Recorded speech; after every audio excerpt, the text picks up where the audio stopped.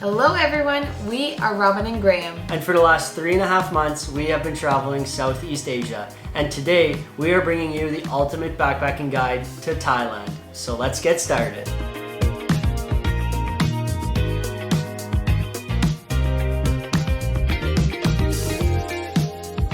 So to get started, we are gonna just run through some of our quick thoughts on Thailand.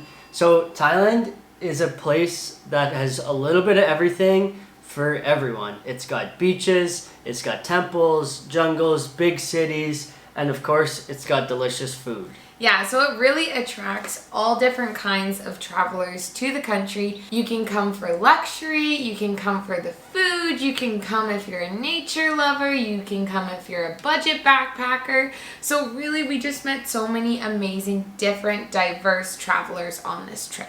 We found that in southern Thailand, that's where you get a lot of vacationers, that's where all the beaches are, so it's a really laid back atmosphere.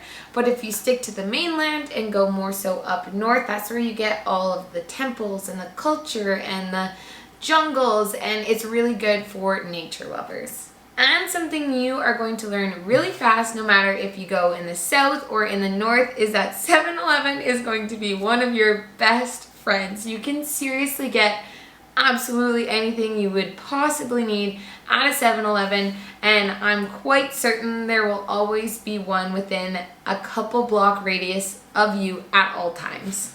Overall, Thailand is definitely a beginner-friendly type of country to travel to.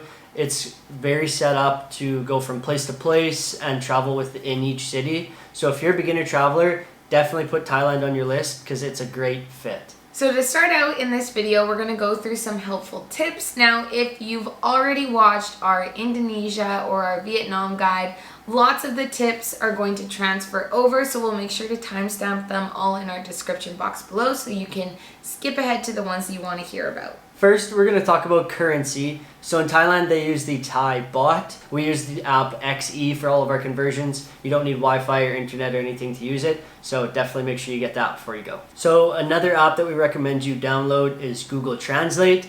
Obviously in Thailand, they speak Thai, so that would be the app or the language that you would want to download onto Google Translate so you can use it offline.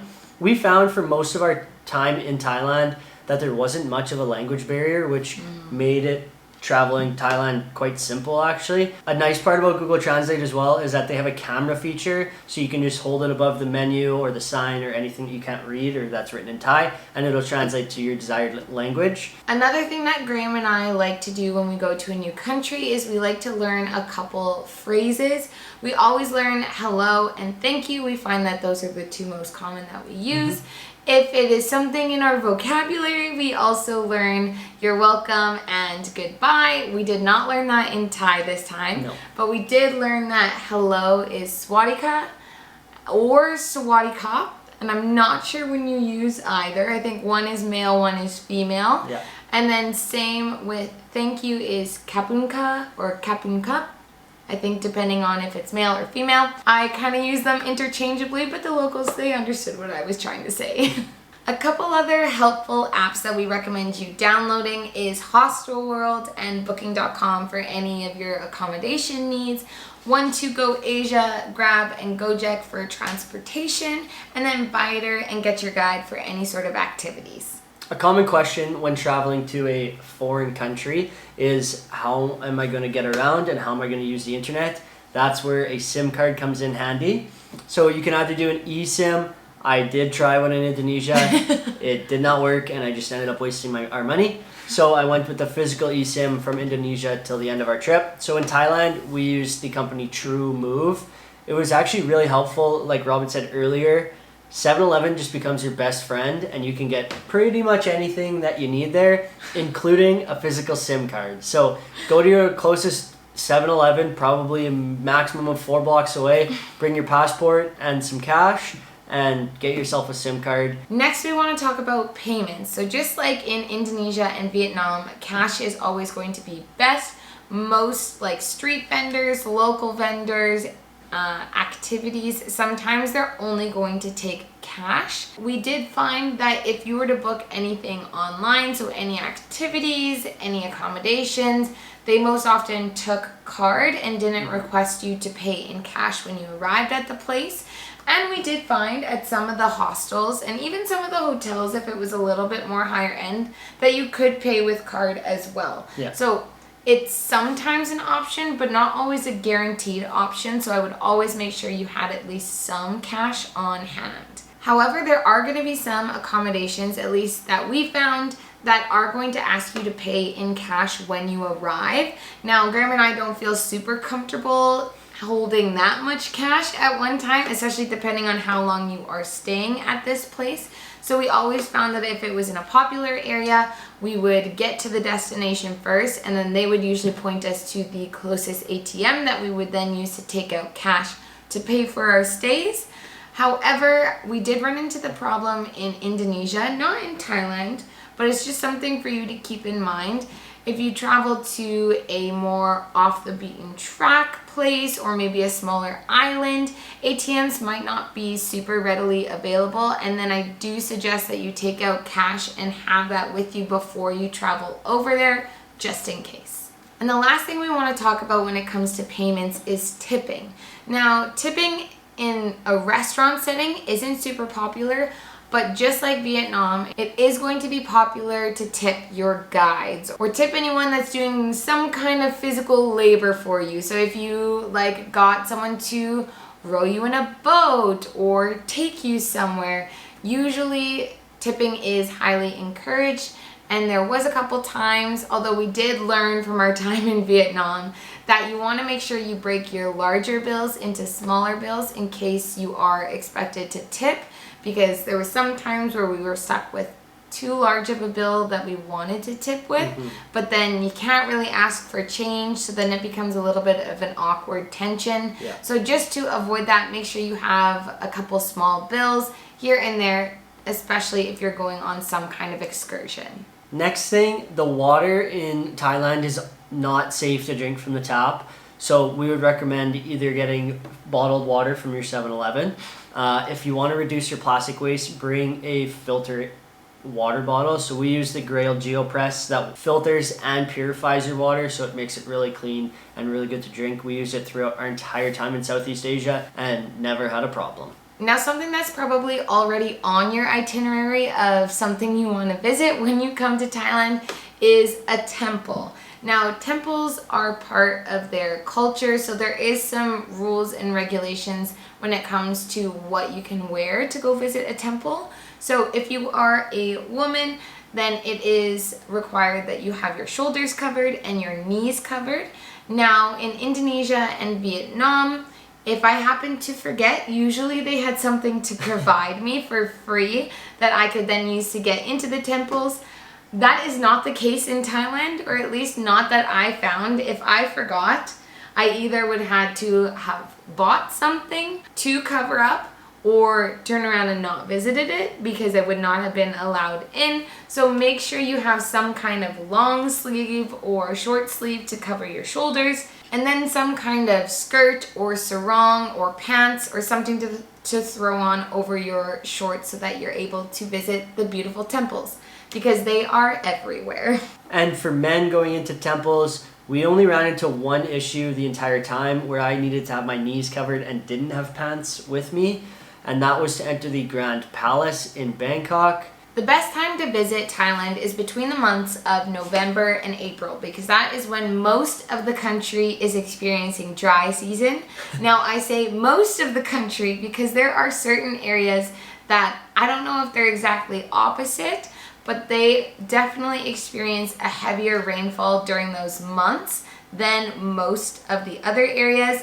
The main issue that we ran into was that the region of like Koh Tao, Koh Phangan, Koh Samui was in monsoon season, which we were unaware of. Yep. And it turns out we were there during the heaviest rainfall that they experienced during the year. So just make sure to just do a little bit of extra research, especially if you're only coming to Thailand for like 1 to 2 weeks. You want to make sure where you're going is in dry season or at least the shoulder season, so you get some nice blue sunny days. The next thing we want to talk about is visas. So we are Canadian citizens, so if you're not from Canada, this may or may not apply to you, so just make sure to do your own research. So for Canadians, you can get a tourist visa for up to 30 days on arrival. For free. For free. And then you can have the choice to extend it up to 60 days, which we did. So go watch that if you have more questions. For the next part of this video, we want to spend a little bit of time talking about transportation.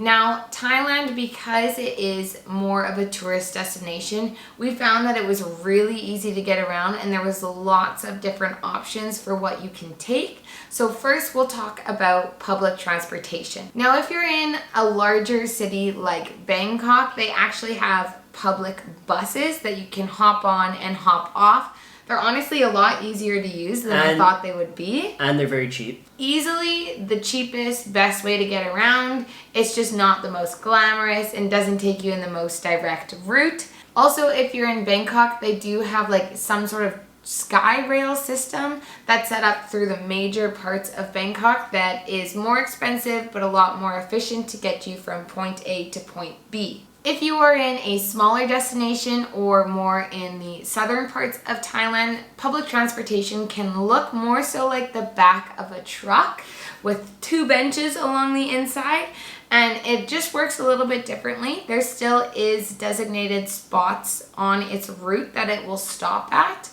but you usually just hop in. I would always double confirm that it's going to the place that you think it is, because sometimes they're not. And after you hop in and arrive at your destination, you'll hop out and then the driver will collect the payment. So you don't have to worry about that. They're still really easy to manage. You'll also find yourself on a lot of buses when traveling in between towns or cities. It's a very common mode of transportation, and we honestly had pretty good experiences with them.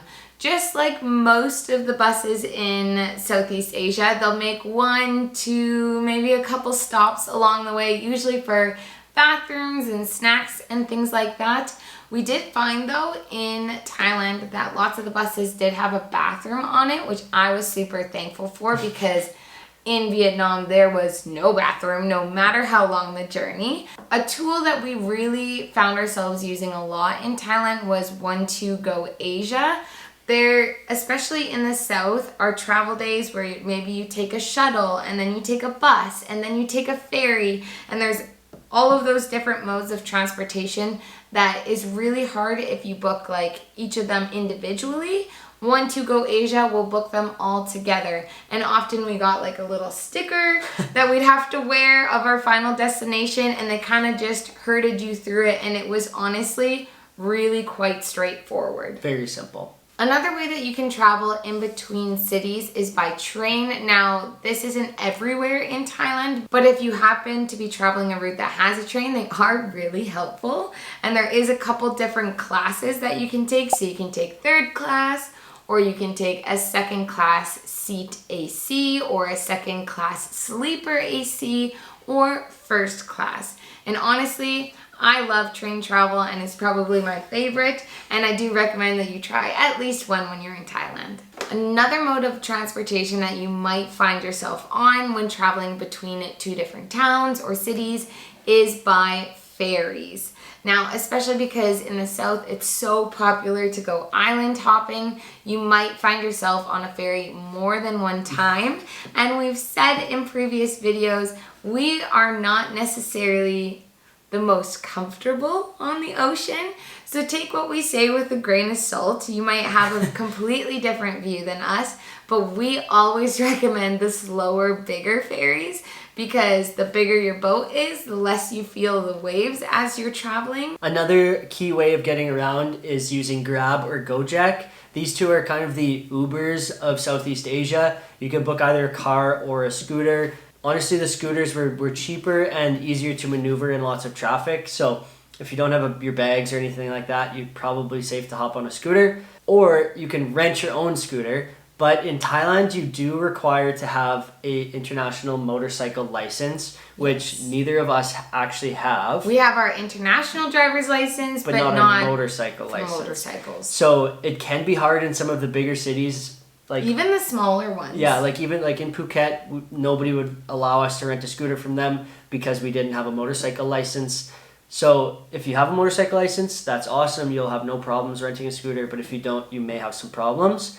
And that should typically cost you about $7 to $10 to rent a scooter for a day. I will say some people will still rent to you, but they'll either require that they hold your passport or that you give them a super hefty down deposit.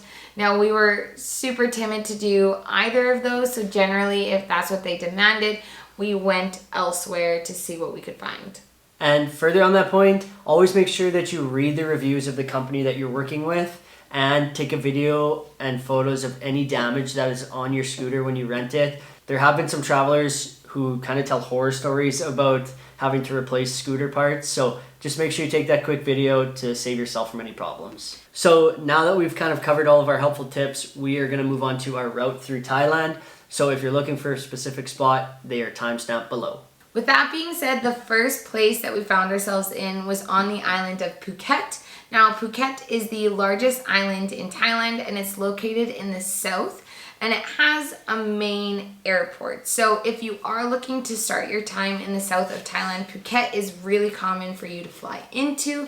It's also got lots of different options and is well connected to different areas in southern Thailand. So it's really easy to hop from place to place. Because Phuket is the largest island in Thailand, we did have to pick where we wanted to stay, and there's a couple different areas that are popular for tourists for different reasons. So we chose to base ourselves in Kata Beach, which is really close to Karen Beach, and those two are really well known for being family friendly. It's really laid back, but there's lots of like water activities and things for you to do. If you're here for nightlife, I would suggest going to Patong Beach, or if you want a little mix of everything, then you could check out the Phuket Old Town. So while we were on Phuket, we stayed just off the Kata Beach area at the Sleepy Station Hostel, and I think it's safe to say that the Sleepy Station Hostel has possibly the comfiest beds in all of Thailand, and if not Southeast Asia. It was relatively well priced as well, so we stayed there for 4 nights at 21 Canadian dollars a night. That is definitely a place that we recommend you stay as well. Phuket has loads to do, and we managed to check most of those things off. Probably the main one that most people go to do is to hike to the Big Buddha. It is a hard hike, and if you haven't seen that video of ours, definitely go check it out because it's probably pretty entertaining. The second thing that you can do in Phuket is to grab your towel and go relax at the beach for the day, enjoy some food at the local market, and some of the best nightlife in Phuket is on Patong's Bangla Road. Phuket seemed to be a little bit more high-end, so it had a lot of beachfront resorts and kind of built for people who were going on vacation rather than people who were going to Thailand to travel. We stayed in Phuket for 3 days.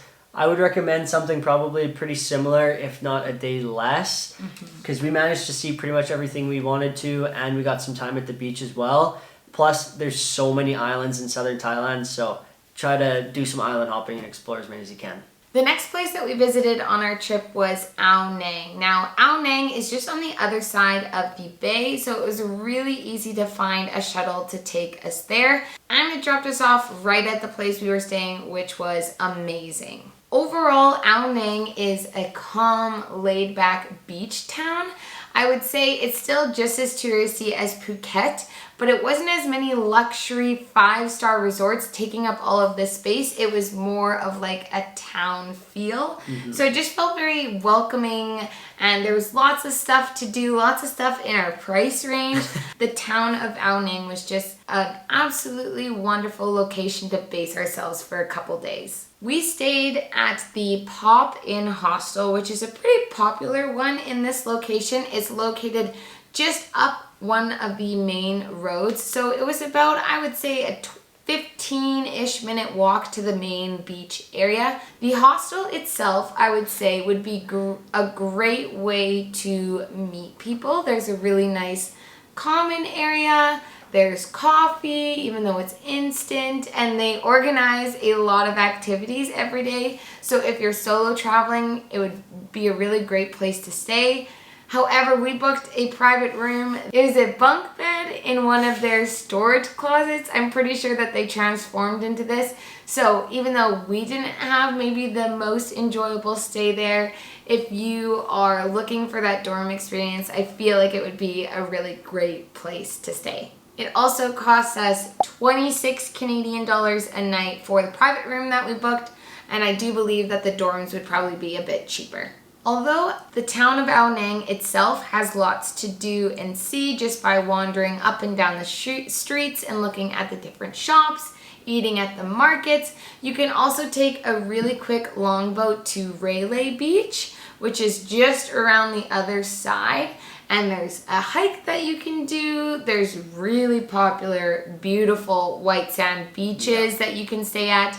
It's a very touristy location, so you're not going to be there by itself, but honestly, if you're in the Ao Nang area anyways, it's super cheap and super convenient to hop over to Railay Beach for a bit. Also, if you're into diving and snorkeling, this region has some really nice places for you to go. We stayed a total of 2 full days, so 3 nights there, and I think that was enough time to see and do everything we wanted to do. We spent 1 main day exploring Ao Nang, and then we spent 1 day exploring Railay Beach, and then we were ready to move on to the next spot. After Ao Nang, we took the very short public transit over to Krabi, which is kind of like a sister town to Ao Nang. It's like an Ao Nang Krabi area. But Krabi has more of a city feel as it is inland a little bit, so it doesn't have all the pretty beaches that Ao Nang does. A pretty popular way to do this area is to actually locate yourself in Ao Nang and then go to Krabi just as a day trip, because there's only really 1 or 2 main things to do in the Krabi area. We decided to actually go to Krabi and find a place there to set ourselves up to travel to our next spot. We stayed at the Lada Krabi Express, which was actually just next door to the kind of night market food area, which was awesome. And it was only $19.50 a night, so a great deal as well. While in the Krabi area, this is what people mostly do as the day trip, is to hike to the Big Buddha and do the Tiger Cave. I'm gonna say it's a lot of steps. The steps are steep, way steeper than you think they would be, but it was a gorgeous view, and I'm so glad that we went there. And like we said, we were also located right next to the market, so great place to go for some supper after you've done your hike. We stayed in Krabi for 2 nights, so we could have 1 full day to do the Tiger Cave hike. I would say that you probably don't need more than 1 full day to explore everything that you want to there. The next place we went to was an island, and it was the island of Koh Samui, which is located on the other side of Thailand. So it was a little bit of a longer journey to get there, but using One2Go Asia, honestly, our travel day was super smooth. Again. It booked us the shuttle and the ferry ticket all in one, so they picked us up right at our hotel. They gave us our little stickers and they gave us our ferry tickets. We were honestly just having a great time until we realized that the island of Koh Samui was in their monsoon season. We knew that we were going to Thailand in the shoulder season in November and December, so we were expecting some rain, but we weren't expecting the downfalls that we experienced on this island, and it's honestly too bad because what we did see of Koh Samui we really enjoyed. So we would recommend doing a little bit more of research just because we don't have the best knowledge on Koh Samui, but it did seem like an overall laid back but still lots going on kind of island. The ferry dropped us off in Nathong Town, or Nathong Town, I'm not really sure how you say it. We then had to haggle a local taxi driver down to take us all the way to the other side of the island because we were staying in an area called Chaweng Beach. We had read that this is one of the most popular areas to locate yourself in. The hotel that we stayed at was called the Samui Green Hotel, and it was $25 a night. Overall, it was a really nice place to stay, although I do remember a little bit of a funky smell coming from the room, which was too bad because we were there a lot of our time. So Koh Samui is the second largest island in Thailand, so there is lots of things for you to go and see depending on what kind of traveler you are. Now, if we had different weather, I'm sure we would have saw a lot more waterfalls, done a lot more hikes, and really started to explore more of the inland of the island. However, just due to the weather that we did have, we stuck to more of exploring the towns and the shops. One of the stops that we did make was to visit the Big Buddhas and the Wat Plaleam temple.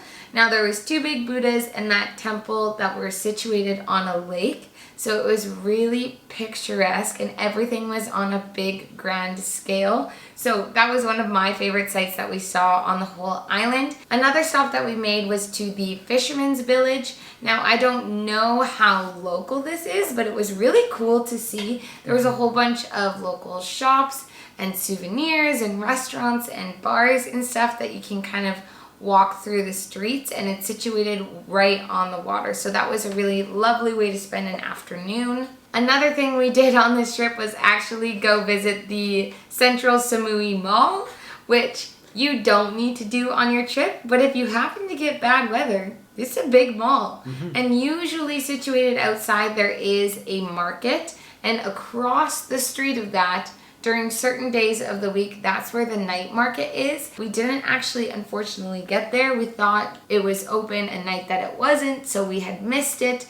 But there's lots of local vendors that set up shop at the lake on the island in Koh Samui. So I do highly recommend that you check that out if you're there anyways. Another thing that you can do depending on the weather is Koh Samui, Koh Phangan, and Koh Tao, those 3 islands are really known for amazing scuba diving and snorkeling. So if you do like those kinds of water activities, I would highly recommend checking these places out.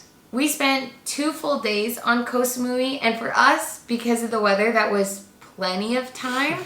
I would say that I would probably want to spend 2 to 3 full days just to see a lot more of the island, go to more waterfalls, visit more beaches, do more hikes. So depending on the activities that you want to do and the sites that you want to see, I would say 2 to 3 full days would be a good amount of time. After Koh Samui, we took a taxi over to another ferry port and made our way up to Koh Phangan. Now, we took a small speedboat.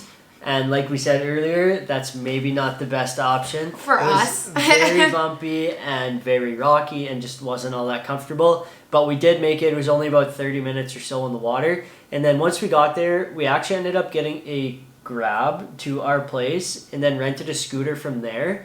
And renting a scooter on Koh Phangan was an absolute lifesaver. It made exploring all the waterfalls and all the different temples and things to do on Koh Phangan very, very simple. And the weather there was still rain, but there was periods of sun and then rain and then sun and then rain, so we could actually go out and explore. Koh Phangan is commonly known for its full and half moon parties, but it offers so much more than just these beach parties. It's got incredible waterfalls that we visited. One that we should shout out is the Paradise Waterfalls.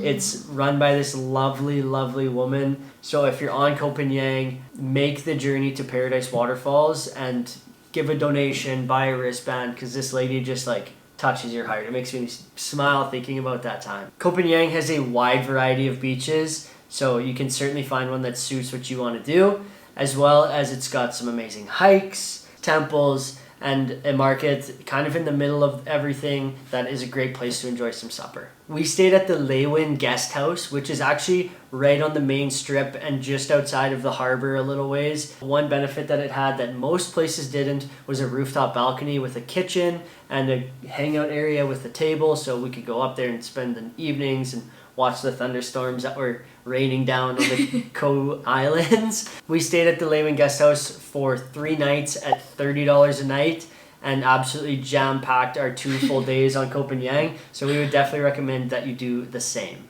Or if you want to take it a little bit slower, relax at more beaches, maybe add another night. After our time on the island of Koh Phangan, we headed back to the mainland and traveled to Khao Sok National Park. We booked it again with 1-2 Go Asia, so they booked us on the ferry, and then from the ferry a bus all the way to the national park. Khao Sok National Park is a nature lover's paradise. It is right in the jungle. There's beautiful lakes surrounding the area. There's so many different hikes you can do, and it is honestly a must-see if you're coming to Thailand. There are quite a few blogs that say that it's really hard to get to, but we did not find that at all, so it should definitely be on your itinerary if you like to get out in the outdoors. The town itself that we stayed at is super small. It's situated on one road with just a couple shops, and honestly most of the shops are different booking organizations of different tours. So really not a place that people come and hang out. It's more of a home base for you to do all of the adventures in the national park. Where we chose to situate ourselves was at the Coco Hostel. Now this is a really big complex. We actually stayed in dorms this time, which was I think the only dorms we stayed at for the whole trip. Yeah. But they had a privacy curtain, you got your own plug, so it was honestly really comfortable. There was a little restaurant downstairs that we could work at, we could get some food, some coffee, and just like almost every other building in this little town, they also had their own activities and tours that you could do with them in the national park. So that's actually who we booked with, because the main thing that you do in the Khao Sok National Park is visit Chow Lan Lake. Now there's lots of different options. You can either do overnight tours or you could do day trip tours. We just did a day trip because it was cheaper than the overnight trip.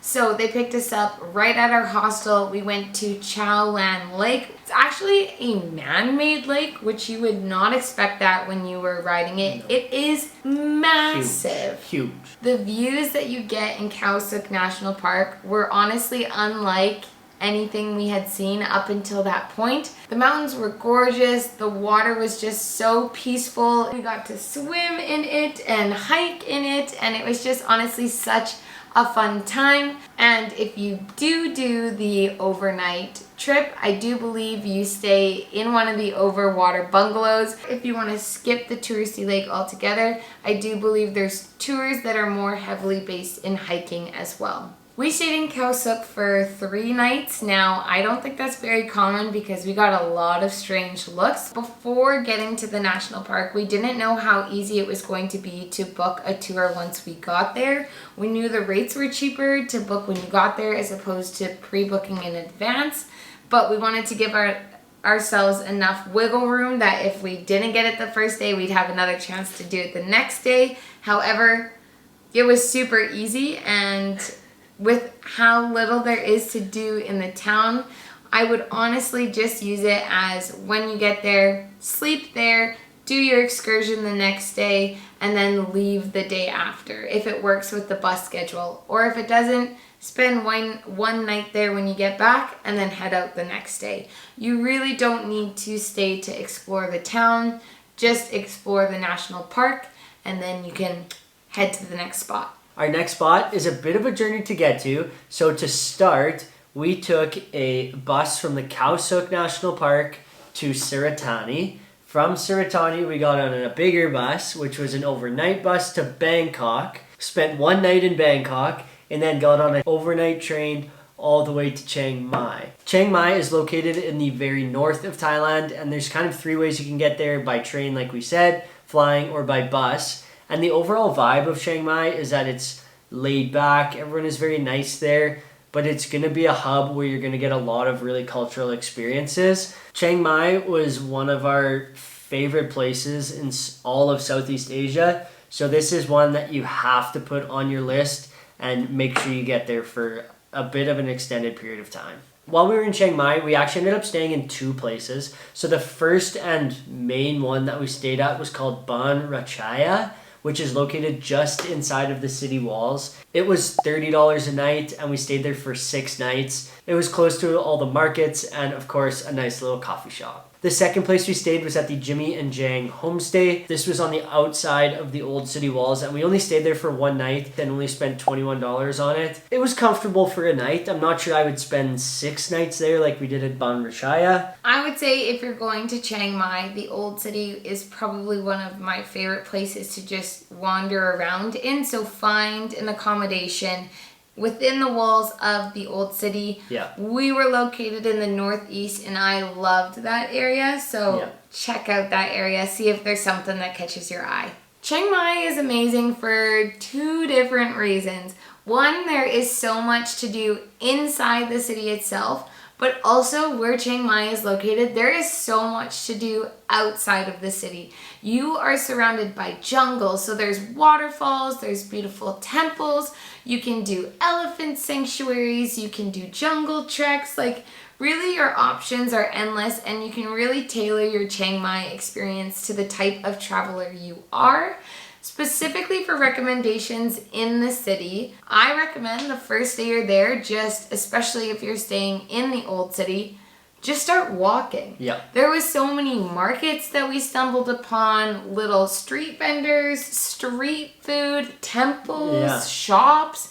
Really, there was so much to do on every single street, and I think that's why we liked it so much.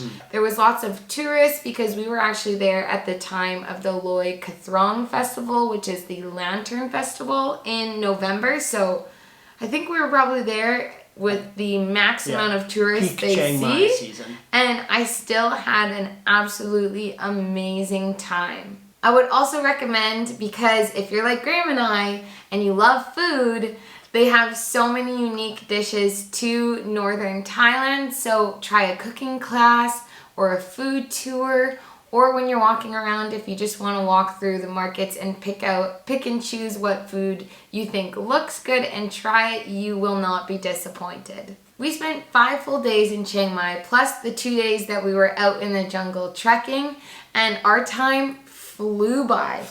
So if you have the time and the flexibility to spend like 5 or 6 days in the Chiang Mai region, I would definitely recommend it because really, honestly, it was one of our favorite places.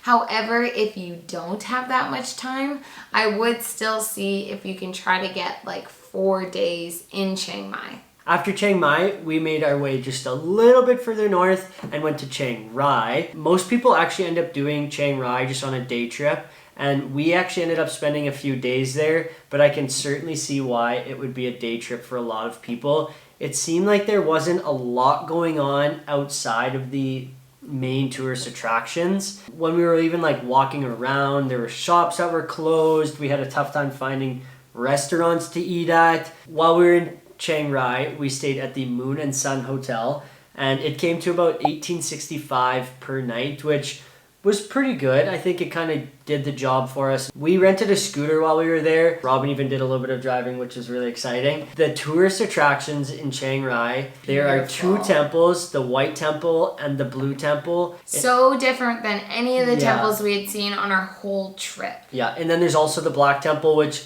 is a bit of a different experience. More like architecture, artisan focus. Yeah. Then, of course, doing the walking streets on the Saturday when it is open and taking in all the food and shops there. Then there was also a bit of an interesting night market that we found on our last night there. Really wish that we would have found it the first couple nights because it was an amazing spot to eat, and that's where all the tourists were eating.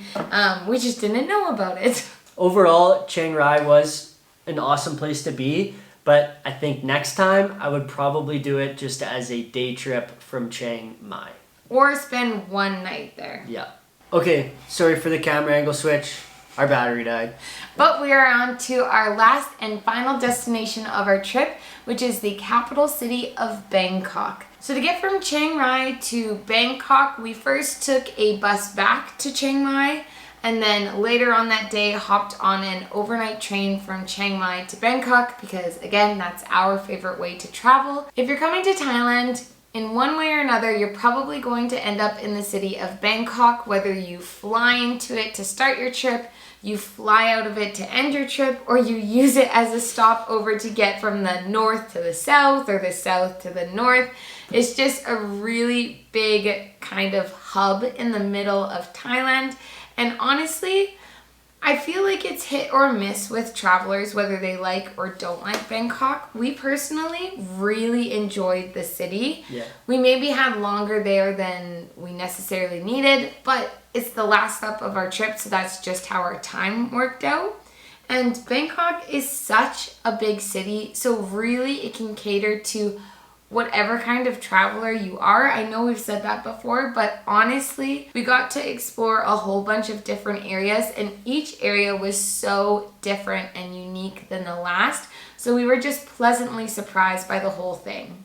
The main place we stayed in Bangkok was called the Riverview Residence, and it was $28 a night. Now, I do believe we got it on a really good discount with Booking.com. Yeah. It was located right in the Chinatown area, which ended up being one of our favorite areas of the whole city. The other place we stayed was called the Grand BS Airport Hotel, which, as you can probably tell from the name, it was located still in Bangkok, but a little bit more outside of the city. It's really close to the airport, so it was honestly an amazing place to stay if you're coming from or going to the airport.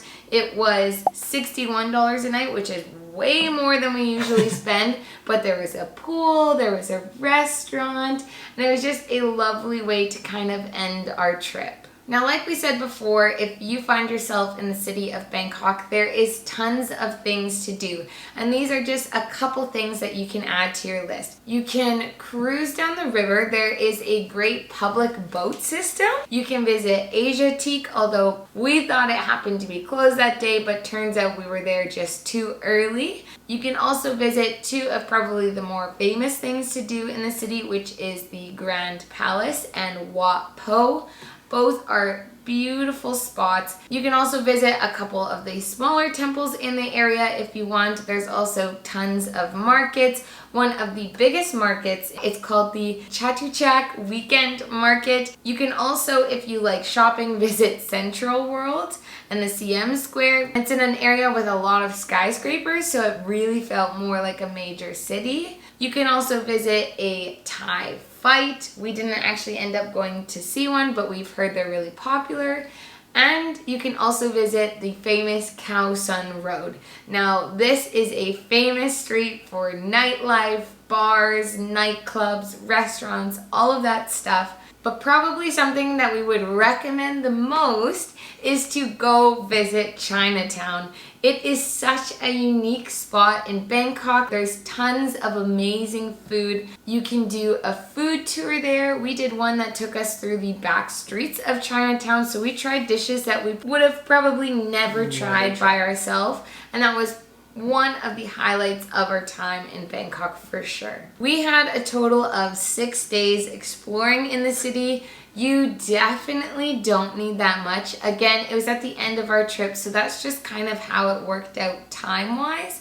I would probably recommend at least like 3 to 4 days, depending on how jam-packed you want to make those days, for you to see everything you want to see. Okay, so that wraps up every place in Thailand that we got to visit. Thailand was incredible, but we did not get to see all of it. So we're going to quickly list off a couple of places that you might want to add to your itinerary. So the first one is Pattaya. Pattaya is located just south of Bangkok and is known for its beach and its party scenes. Another place that we would recommend you checking out is the island of Koh Tao. Now, we went to the islands around that called Koh Phangan and Koh Samui. Koh Tao is a lot smaller. It's really laid back and chill as there's not as much to do, but it is famous for some really good scuba diving and snorkeling in the area. I also do believe you can get certain diving certificates. Next, you could head back up north to Pai, which is essentially the other option to Chiang Rai after you do Chiang Mai.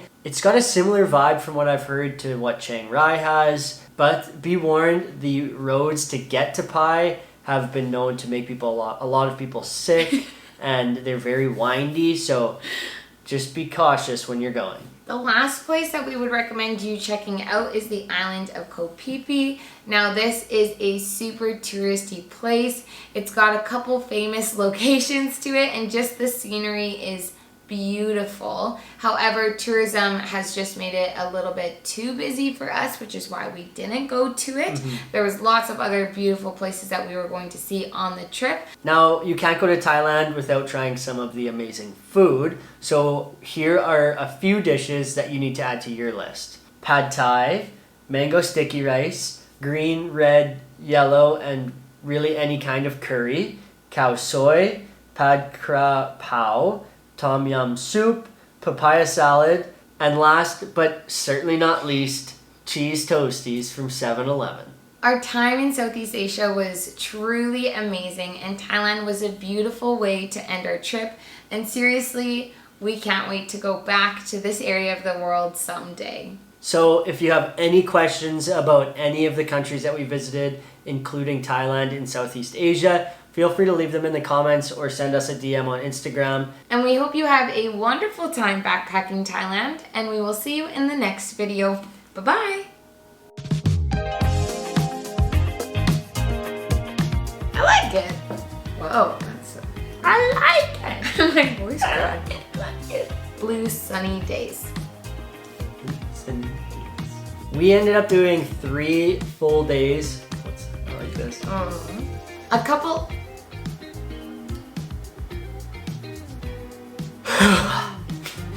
It's so aggressive. I wanted to be supportive, but why do I just keep going? word vomiting?